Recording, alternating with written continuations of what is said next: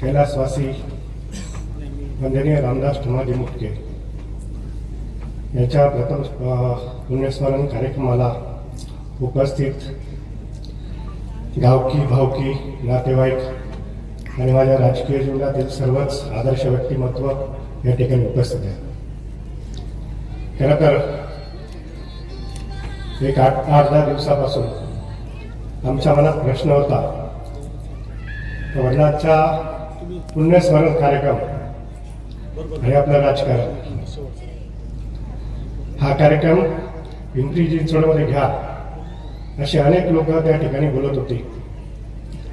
परंतु या कार्यक्रमाचा कुठलाही राजकीय फायदा घ्यायचा नाही असं आम्ही सगळे भावंड चुलते आम्ही ठरवलं. आणि ज्या मातीत त्यांचा जन्म झाला, ज्या भूमीत ते वाढले, त्या लोकांच्या समोरच हा कार्यक्रम व्हावा ही आमच्या सगळ्यांची इच्छा होती. खरं तर मी एक 5-10 मिनिटं या कार्यक्रमाला या बसा आणि जा असं सगळे सांगत होते.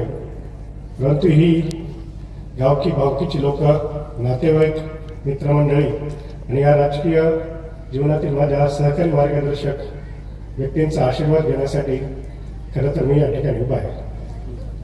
माझ्या वडिलांबद्दल सर्वांनी त्या ठिकाणी मत व्यक्त केलं, त्यांच्या भावना मांडल्या, त्यांचाच प्रवास सांगितला. परंतु राजकारण होतच असतं. निवडणुका येतात, निवडणुका जातात. निवडणुका तिच्या 5 वर्षांनी सुद्धा लढल्या जातील, परंतु आपल्या आठवणी त्या सदैव आमच्या कुटुंबाच्या समवेत राहतील. खरं तर माझ्या पत्नीचं सुद्धा 2-2.5 महिन्यापूर्वी एक ऑपरेशन झालं. 32-33 टाके तिला पडले.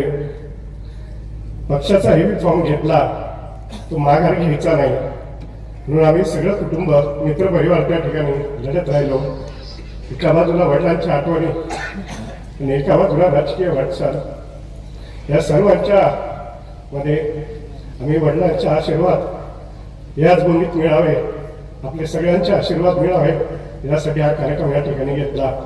राजकारणात काही हो, 16 तारखेला काही निकाल लागो, आम्हाला त्याची फिकीर नाही. पराभव पचवणारे माणसं आम्ही आहोत. विजयाची आम्हाला अपेक्षा नाही.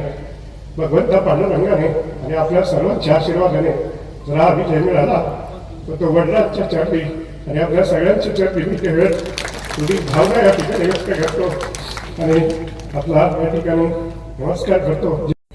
असे शब्दप्रभू या समाजातील थोर व्यक्तिमत्व अक्रोड महाराज साखरे यांचं या ठिकाणी कीर्तन झालं. खरं तर मला त्या क्षेत्रात जास्त जाण नाही, त्यामुळे प्रवचन कीर्तन याच्यामधला मला फरक जास्त कळत नाही. त्यांचं कीर्तन झालं, त्यांनी माझ्या वडिलांबद्दल सर्व काही गोष्टी सांगितल्या.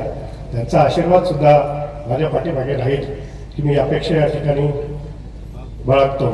आणि आपल्या सर्वांनी मला फक्त एवढंच आमच्या कुटुंबावर विश्वास ठेवून कोणालाही एकही फोन न करता या व्यस्त कार्यक्रमातून आम्ही कोणाला साधा एक फोनही केला नाही. परंतु ज्यांना माझ्या वडिलांचं या पुण्यस्मरण कार्यक्रमाबद्दल समजलं, ती सर्व मंडळी या ठिकाणी उपस्थित राहिल्याबद्दल खऱ्या अर्थाने मी त्यांच्या चरणी नतमस्तक होतो. धन्यवाद.